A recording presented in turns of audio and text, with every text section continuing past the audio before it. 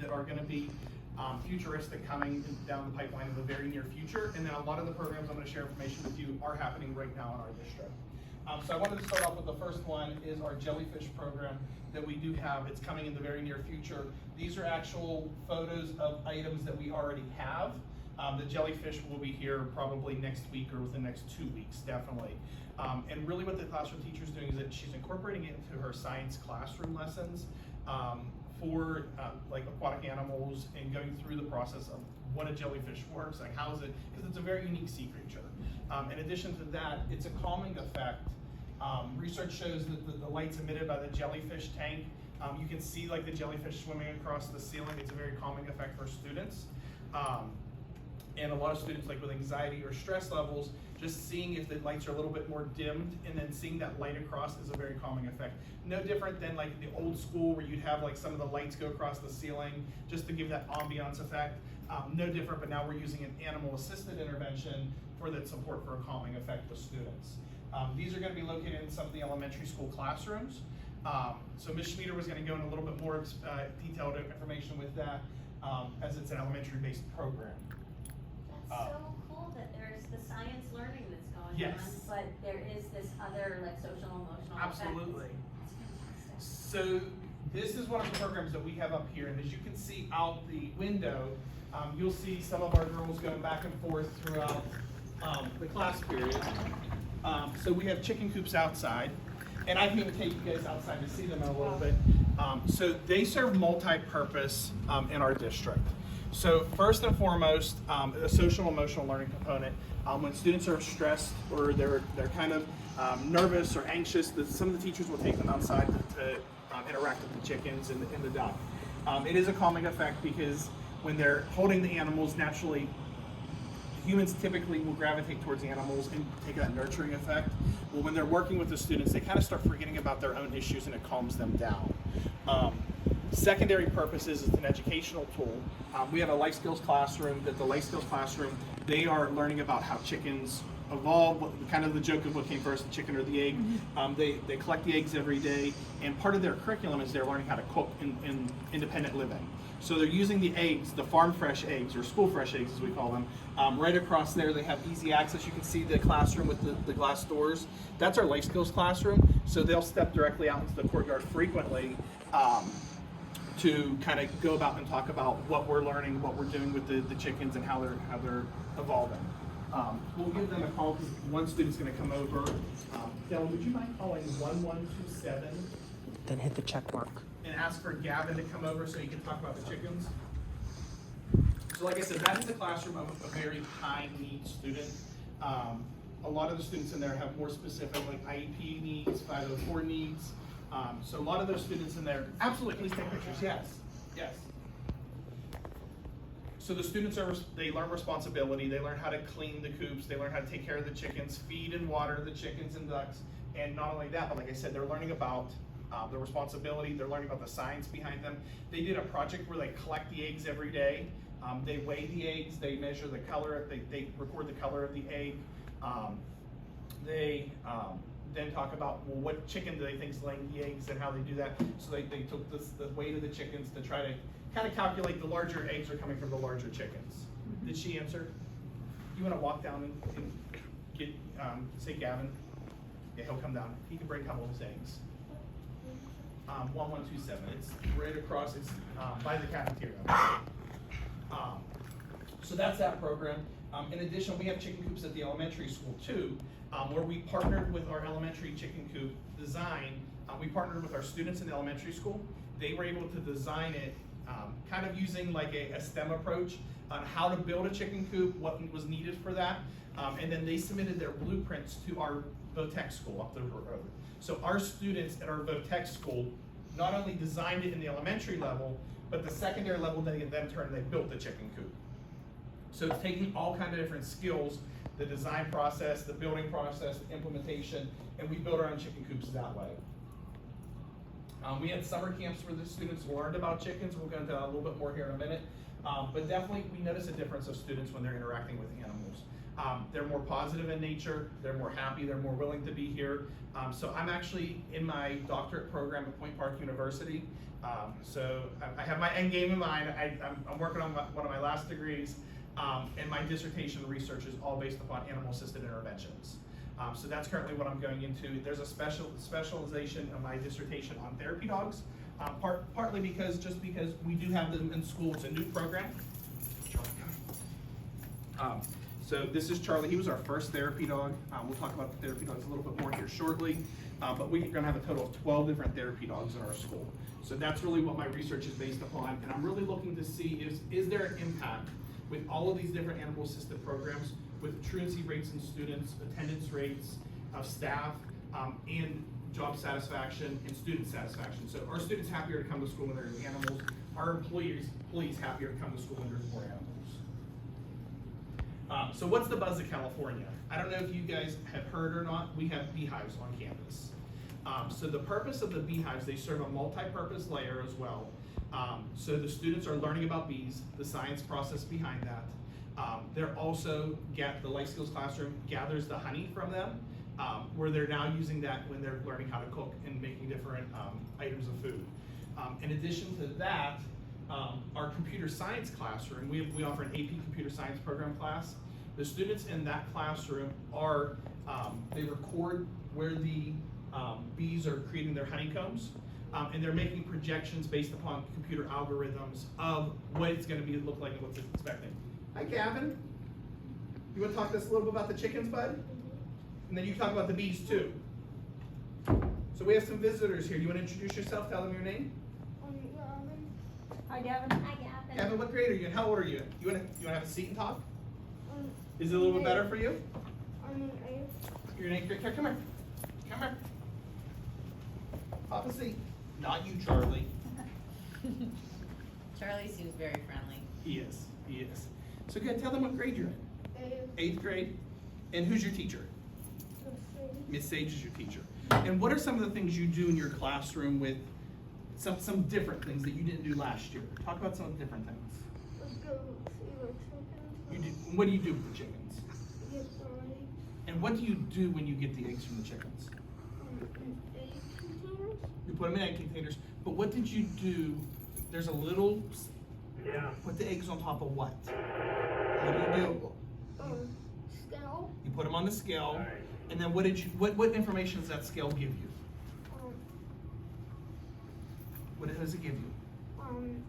Does it tell you how tall they are? How much they weigh. How much they weigh, right? And then what did you took that information and where did you put it?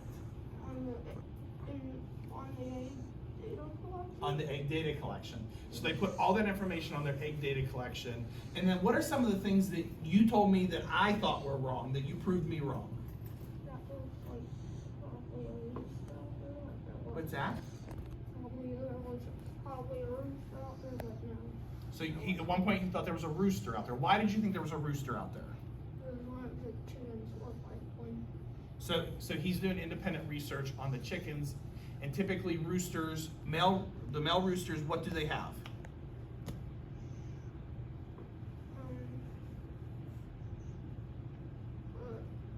A big tail. They have the bigger tails, right? And you noticed one of the chickens. Yeah, right. What about some of the eggs you noticed that were unique? Do you remember you went running down to the office about 3 weeks ago to show me one special egg you found? Remember that? What was that egg? Green egg. Wasn't the green egg. Green egg was yesterday. And then what color egg did you find today? Yesterday I found a red egg. Yesterday was the red egg? I'm sorry, yesterday was the red egg. And then the green egg was when? Monday. Monday. But do you remember there was the one day you found the really, really, really big egg? What did you think happened with that really big egg? It probably was a duck egg. It was a duck egg. So we were collecting eggs from the courtyard, and they realized all of a sudden that they started finding every day they were getting one egg that was significantly bigger than the rest. Some of the eggs were 1.3 ounces, 1.4 ounces, 1.5 ounces. There was nothing in between until they found the eggs that were 2.9, 3.0, 3.1 ounce, and there was this huge jump in the weight of the eggs. They did a little bit of research on their own, and I'll be honest, I'm not a farm person. I've never raised chickens. I've never had ducks. Neither has the life skills teacher. We're all learning this year. We just thought it was a big chicken egg. We truly did. And Gavin was the one who kind of did a little bit more research. He's like, no. The duck's laying the egg now. So he started doing the research and started measuring. They were comparing the egg cycles of chickens to egg cycles of ducks to confirm that their hypothesis was correct, that the ducks are now laying eggs, or excuse me, the duck is now laying eggs, and then it's following the same cycle of every so many hours the duck is laying the egg. Do you know how many, let's see if you know, how many hours does it take a chicken to lay an egg? 2 hours. Not 2 hours. 4. No, about once a day. So about every 25 hours a chicken will lay an egg. So when you're collecting eggs, so you say you collect 4 eggs a day, he's collecting from 4 different chickens. Gavin, what's your favorite part about your school year this year? I like seeing the dog and the chicken. You've seen the duck and chickens. Do you also want to talk about what program did you start here last year? You started what club? The Bee Club. Why did you start the Bee Club? Why did you start the Bee Club? Because I like the honeybees. You like the honeybees. So what can you tell our visitors about honeybees? Some of them sting. What's that? The drones don't sting. Can you say a little bit louder so they can hear? The drones don't sting. The drones don't sting.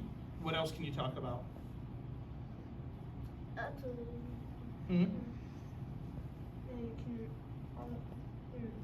the workers can sting, and the honeybee stings a lot. Queen bee stings a lot, right? Yep. Okay. Thank you. Thank you, Gavin, for your help today. You want to go back to class now? Della, would you take him back, please? Thank you.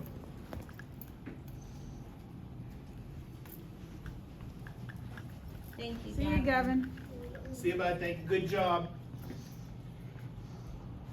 These programs are incredibly impactful for students in our district like Gavin, who maybe struggled with the traditional math classroom, the reading classroom, the science or social studies classroom, because now they're taking what they're learning and they're really applying it to things that they're interested in. They see the animals, so now that they're learning more about the animals, the science behind it, all the different skills that they're learning about, they're taking it and applying it to something tangible. It's not like they're just opening a book and reading from a book. They're really taking what they're learning and applying it to something that they're interested in. The kids love suiting up in the bee outfits. They love coming out to the chicken coops. They love every part of it. So why not take what they love, kind of trick them and teach them the skills that they need for their grade level standards, but take it something tangible that they love learning about. So let me read to you is another program that we have, mostly geared towards our elementary students, and it's geared towards reading literacy. So it's an animal-assisted educational program that we offer in our district. And every year around February, March, depending on when we can get the baby lambs, we bring baby lambs into our district. Typically we have 3, 4, 5, 6 baby lambs, and the elementary school classrooms will take each a turn going down and reading for about half a day or so. Charlie? Up. So they'll take about half a day or so, they'll go down and they'll read to the different animal, the students will read to the different baby lambs. And research out there shows that students will develop stronger reading skills and fluency when they're reading to animals, because they don't feel like they're being judged as when they're reading to their peer or another teacher or another student in the building. When they're reading to them, they constantly have that stress and anxiety, like, am I saying that word correctly? Did I say that right? Did I do that right? They feel like they're being judged. When they're reading to animals, that's gone. The only thing that they're focusing on is the love and affection of the animal that they're reading to, as well as they're practicing their fluency skills, and sometimes they don't even realize that. But that is research-based and proven that it does work with dogs. It's not research. Lambs is a little more unique, but the same skills and the same processes being administered by the teachers and by the school district. Where did the baby lambs come from? So our superintendent, Dr. Jacob, which you met this morning, her parents own a farm. So that's really where a lot of the ideologies came from and where we have got a lot of our support from. Her family farm has been very, very instrumental with helping us get these programs up and running, with like providing us with the baby lambs, because they take the lambs back after the couple weeks that they're here with us. So I did a summer camp over this past summer, and it was only on animals. So we offer remediation and enrichment classes for our students over the summer with different camps and different programs where they can come in. And the way that we offer these programs is we sit down with the staff, the administration, and we say, really, what do you love? What is your passion?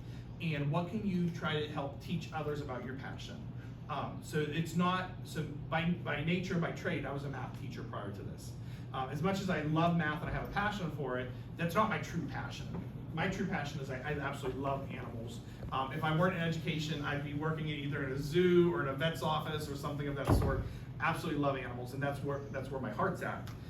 Outside of the education world, I truly love animals. So I said I wanted to do a camp with animals, and I made a joke at that point in time because we didn't have our therapy dog program in place when we were talking about this almost a year and a half ago. And my dog was going for his therapy dog license because I wanted him to visit my grandparents in nursing homes when we weren't allowed in due to the COVID restrictions. And I was like, well, if I get my dog trained to be a therapy dog, he'll be able to go in the nursing homes. I'll be able to spend some quality time with my grandparents. During that time, it came to me as like a light bulb moment that not only do patients in nursing homes need that love and affection from animals, also the kids in the school do. As you know, we have about 450 students in our district, our school, about 950 across the district. Each and every one of the kids has a different home life, different scenario. We have kids who don't have families at home. We have kids who have single parent families. We have kids who their parents are going through divorce. We have children in foster care. We have children who have guardians. Every student situation is different. So why can't we bring them to the school and give them kind of a unique experience that a lot of kids want at home? A lot of kids, I don't know too many kids that when you say, hey, do you want a dog at your home, they say no. So by bringing the animals into the school and giving that experience, it kind of gives them a little bit more stability in their life and something that they enjoy. So my summer camp was all about how to take care of animals, how to groom animals, how to train animals. So we went through basic commands like sit, stay, that kind of stuff with your animals, walking on a leash. We went through the care and the hygiene with animals. I actually brought in a licensed vet who went through and did different basic checkups with them. She taught them how to swaddle a cat if you need to do something with them. She taught them how to wrap or splint extremities of animals if there was an injury until you can get them to the animal hospital. So that's a program that we offer in our summer that focuses on animals. This was one of the vet techs brought in a bearded dragon for the kids to go through, and she talked about like the different care, because I learned a lot from that because I'd never had a bearded dragon before. There's special chemicals you use to clean the bearded dragon because you can't use liquid cleaners. If you use the liquid cleaners on it, the scales of it will start like shedding, molting, and fall off. You have to use dry cleaners on some different reptiles. Hello. So another animal that we have coming very soon is we have the Norwegian dwarf goats coming. And we're installing a greenhouse in campus. We received grant funding to install a greenhouse. Outside of the area of the greenhouse, we are already on board and getting plans to get them the Norwegian dwarf goats to kind of take care of the grassy area outside, as well as their character and demeanor is very similar to like a therapy dog in nature. Very friendly to students. They have no aggressive tendencies. They're smaller. They can be almost picked up and held by young students. Just to give them that other opportunity to escape and connect with animals that they might not necessarily have at home. So we have a little bit of a zoo in our school, as we talked about. We have several different class pets that we did a mini grant with our district to offer class pets to any teacher who essentially wanted them. We have everything from guinea pigs, iguanas, rabbits, and all of them serve in different purposes and different contents in each classroom. So for example, we have a science classroom where they do go through and they study rabbits, how they grow and how they develop. But not only that, but there's a cage in the classroom where the rabbits live when the students are playing with them. And what we do is the classroom teacher will offer rewards. If the students complete their homework assignments for 5 out of 5 days, if they're on time to class, if they're following what's expected of them in the classroom expectations, they'll earn rabbit time in that specific classroom. That is our 4th grade science classroom teacher will do that. Down in the elementary school main office, there are guinea pigs. There's, as you can see, here's one of our guinea pigs, and then we have a hairless guinea pig. The guidance counselor uses that for when students come in and they're very upset over something, and they're emotional and distraught. So they'll take the guinea pigs into her office, and once the kid's holding the guinea pig, they kind of refocus their whole entire direction until they can calm themselves down a little bit so the guidance counselor can kind of really figure out what's going on. So as you can see, the animals are used across the district in so many different ways as far as like educational programs, like with the reptiles, they learn about warm-blooded animals, cold-blooded animals, mammals, reptiles. They use all of that in the classroom, and then they really put it together with the animals that we have in the district. Another thing that we're doing is hydroponics in our district with aquaponics and hydroponic systems set up in place. So this program is, we have fish tanks where the fish waste is not dumped out and cleaned. The fish waste goes directly back into the plants, and they use that to feed the plants. So we're not using chemicals in the fish tank. We're not using anything of that sort because everything's being recycled and recirculated back. It's a system where the water goes through the plants. The plants soak up the waste from the fish and take all the chemicals out, and then it produces the fresh water back for the plants so they can kind of get the water they need to continue to grow. So it's a cyclic process that goes through to give them the sense of, hey, we're reducing waste and everything of that sort. And that's an educational program that they offer at the elementary school with the 4th and 5th grade science teachers. Last, and this is my favorite program as we talked about, is our therapy dog program. So it started off as kind of like a dream about 2 years ago when I was talking about my grandparents in a nursing home, and I said I wanted to get my dog certified to be a therapy dog, and that's when that conversation kind of started spiraling. It's okay, like if nursing home patients love therapy dogs and it helps make them feel better about themselves, well, why can't we do it in the school? So he started back in January. He got his license. He started coming to the school end of January, early February, and immediately right off the bat, I noticed the difference. I have a unique experience with a lot of the students in the school. I was their math teacher if they were in 9th grade through 12th grade for at least the whole year. If the 8th grade students, I had them for a short period of time, about a week before the new math teacher came in when I was hired as assistant principal last year. So if they're in 7th and 8th grade, I really don't have a great relationship with them other than being their principal and knowing them through the hallways. The 9th through 12th graders I know very well. I know the in and outs, I know what they like, all their hobbies. And I noticed the difference with the middle school students that I was no longer the principal anymore, the guy with the suit in the hallways and in the classrooms in the office. I was Charlie's owner. And that's how they refer to me sometimes. They'll come up and they'll say, Charlie, come here, and they'll start playing with Charlie. Well, now that gives me the opportunity to start meeting the students that I traditionally wouldn't have had the opportunity to just talk to randomly in the hallway. Thank you. And it's giving me that opportunity to really work with them and talk with them. And now I'm not necessarily as intimidating of a person. I'm not the principal anymore. I'm Charlie's dad almost, so to speak. So the program does have, currently we have 6 therapy dogs that are licensed, registered, on staff that are coming to school. We have them on a rotation that they're here about every other day working with students. They're everywhere from classrooms to the school counselor's office, to the director of student services, to the principal's office. Everywhere and anywhere in between. The only areas that they stay out of the cafeteria with the food. And he personally, I keep him out of the gym just because it is a lot of stimuli with the balls being thrown back and forth. So I do keep him out of the gym, but the cafeteria is where they do stay out of. But as you can see, all the faces of the kids, they're loving the animals, and it's true. As you're walking through the hallways, just ask any of the kids about the animals that we have in the school. I would venture to say that every single kid has interacted with multiple animals and would just contest to how much they love them.